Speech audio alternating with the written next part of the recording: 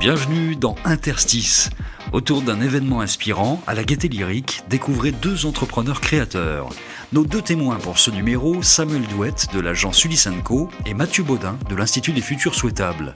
L'événement, la dernière édition en date de Au pire ça marche, émission live de l'Institut des Futurs Souhaitables avec le scientifique et écrivain Joël de René.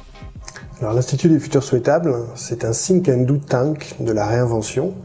Notre artisanat, c'est de faire des voyages intellectuels dans le futur. C'est de prendre 20 personnes pendant 6 mois pour les amener vers 2040 à l'aune de ce qu'il pourrait être de mieux. Alors, Au pire ça marche, c'est l'émission de l'Institut des Futurs Souhaitables. Et l'Institut des Futurs Souhaitables, c'est donné comme mission de donner de l'inspiration au débat public. On a un sujet cœur qui est la métamorphose. On a un public autour qui sont des doueurs, qui sont en train de réinventer le monde. Et on fait dialoguer tout ce beau monde-là pendant 2 fois 45 minutes à la Gaîté Lyrique. Joël de René, c'est à la fois une légende et une source d'inspiration permanente. C'est quelqu'un qui a très tôt hybridé le monde de la biologie et de l'informatique. Il va aussi nous confirmer un certain nombre de pistes qu'on a déjà vues dans les émissions précédentes et qu'on verra certainement dans les émissions d'après, qui est ce passage d'un monde à l'autre. Et dans le monde qui arrive, on sera dans une société organique, une société fluide, comme l'appelle Joël de René, et qui nous le dise avec ses mots, avec sa vision du surf, ça nous confortera dans cette idée qu'on veut nous aussi aller vers cette vague-là. Alors Ulysse & Co, c'est une agence que j'ai créée en 2007 qui explore, qui crée et qui développe des projets centrés sur les questions d'innovation sociale, de talent management et de communication corporate. Donc finalement, notre métier, c'est travailler sur le sens et sur le mouvement. Alors, j'avais entendu parler de l'Institut depuis bien longtemps, depuis des années. Je m'intéressais à tous leurs projets, à la controverse, la Session Lab. Et on s'était croisés avec Mathieu dans plusieurs occasions et on s'est vraiment rencontrés ici. Et on s'est rendu compte justement que sur un certain nombre de sujets, on utilise des mots similaires, et notamment l'exploration. Et Mathieu, c'est un explorateur, mais c'est aussi un éclaireur, inspirateur. L'explorateur, c'est intéressant, mais si Marco Polo ne revient pas, on ne sait pas ce qui s'est passé. Donc Mathieu, il explore et il transmet au débat public. Moi, alors, Joël de René, je pense qu'il nous a tous inspirés. J'ai lu ses livres depuis de nombreuses années.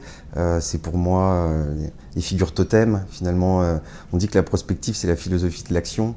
Et les prospectivistes, alors c'est l'un d'entre eux qui disait la prospective, c'est l'utopie, plus la vérification. Et Joël de René vient de la science du vivant, et puis il a intégré les nouvelles technologies dedans. Mathieu, il vient de l'histoire, et puis il écrit l'histoire de demain. Et je trouve que la synthèse qu'ils font ce soir, tous les deux, dans ce petit côté transmission, finalement, de génération, c'est inspirant, c'est stimulant. Donc moi, je vais investir dans mes projets au quotidien, dans mes projets futurs.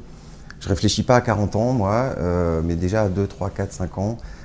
Prendre ce qui va être dit ce soir pour le mettre en action concrète. Je crois que c'est ma prospective appliquée, en fait.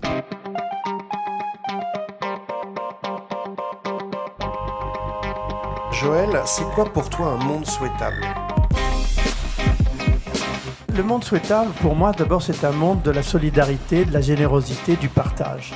Alors qu'aujourd'hui, le monde dans lequel nous sommes est un monde de l'égoïsme, un monde de la concurrence, de la compétition, du rapport de force.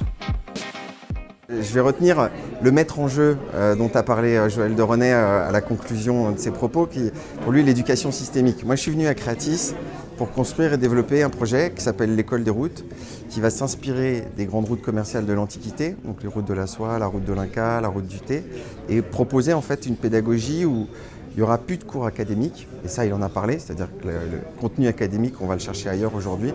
Par contre on va travailler sur la rencontre, sur le sens, sur l'envie de construire, et puis sur cette dimension de on est tous des grands porteurs et on a tous la possibilité de rencontrer l'autre et les cultures et d'apporter un témoignage de tout ça pour partager de manière libre avec tout le monde. On ressort de là avec des idées plein la tête, on fait le tri, on s'occupe de les concrétiser le plus rapidement possible.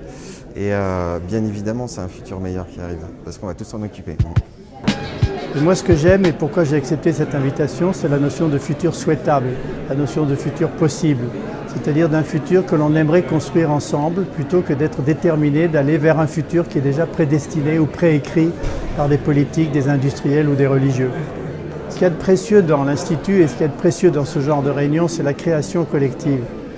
C'est l'écoute, c'est le respect des autres, le respect des idées des autres, le respect des questions que les gens posent, et le fait qu'on n'est pas là pour se combattre mutuellement, mais au contraire pour s'entraider à aller plus loin et à donner du sens à ce que l'on fait et donner du sens à sa vie. L'âge numérique, c'est une culture. Avoir l'âge numérique, avoir le même âge numérique, ça veut dire avoir la même culture.